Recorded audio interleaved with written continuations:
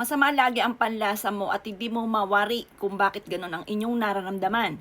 Ikaw ay nagpa-check up pero wala namang pong findings ang doktor. Ngayon, maaaring ikaw ay may karga or nagamitan ka na ng kaliwa. May mga tao na naiinggit na nananalangin ng masama. Ang mga kulam, marami po yan. Una, bibigyan ka ng karamdaman. Pangalawa, ang karamdaman na ito minsan pahihirapan ka. At ayan po ay minsan naman mabilis lamang. Iyon ay may kakarga sa inyo na mabilis lamang, wala ka na. Ganon din po yung lagi kami namalas. Or kaya po konti lang po ang mga pinag-aawayan.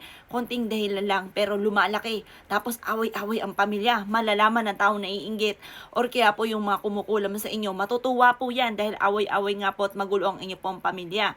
Nagbibigay away din ang kulam. Marami po yan ng mga iba't ibang mga pamamaraan na ginagawa nila na maaari makapurwisyo sa inyo. Kayo po ba ay ganoon na para bang hindi nyo mawari ang inyo pong panlasa? Mainam na gawin nyo po ito ha, at ito po ay makakatulong. Dadasalin nyo po ito para po magapos na po yung taong yan na gumagamit sa inyo ng kaliwa para hindi niya na maulit pa sa iba. Dadasalin nyo lamang po itong dasal na ito mula sa puso. Ibubulong nyo po yan. 3 beses nyo po yan na ibubulong. At yan po ay napaka-powerful. Sagrado po yung panalangin na yan. Para yung tao na nanalangin sa inyo ng masama, yan po ay maging, gagapos na po siya. Panggapos po ito sa mga tao na gumagamit ng kaliwa or kaya gumagawa ng mga black magic or kaya po yung may mga sumpat, palipad hangin ng mga panalangin na masama. Kaya masama minsan ang panlasa ninyo or kaya po parang ikaw ay tatarangkasuhin pero nagtingin ka sa thermometer, wala ka naman pong karamdaman. Mababa naman po yung temperatura pero iba talaga ang panlasa ninyo.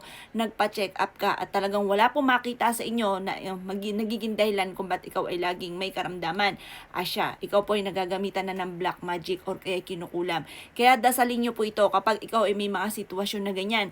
Yung mga nabanggit ko, marami po mga iba't ibang ginagawa yung mga kumukulam or yung mga black magic para ikaw ay mapurwisyo. Gawin nyo po yan na, dasalin nyo lamang po yan ng 3 beses na pabulong. Gawin nyo po ito ay sa umaga, mga bandang 7:00 ng umaga. Or bago ka matulog para meron kang proteksyon. Para yung taong yan ay hindi na muling mamurwisyo pa.